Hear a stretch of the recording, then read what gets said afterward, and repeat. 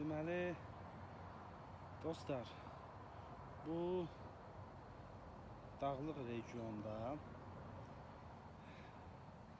özündə dağlara xas olan bir atmosfer daşıyan bir düşüncə oxumaq istəyirəm. Əlbəttə, bu bir məcazdır. Bu Tolstoydandır və Dünya Müdrikliyindən seçmələr kitabındandır.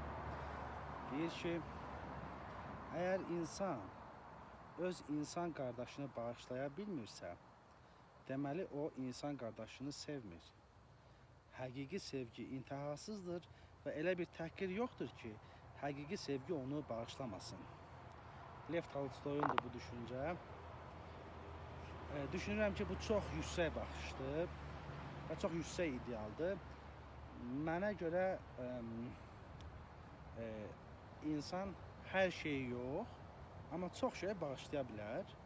Amma elə şeylər olur ki, onları bağışlamaq çətindir. Amma çox şeyi insanlararası münasibətlərdə, başımıza gələn hadisələrdə, bilərəkdən və ya bilmərəkdən bizə qarşı edilən hər hansı bir mənfi davranışda, əməldə özünü göstərən halların əksəriyyətini bağışlamaq olar. Çünki doğrudan da sevgi intihasızdır. Bura qədər razıyam. Amma Tolstoyun baxışı daha geniş, daha ali bir idealdır. Yəni, mən o qədərini bacara bilmərəm. Və bu düşüncə fəqət necə bir düşüncədir?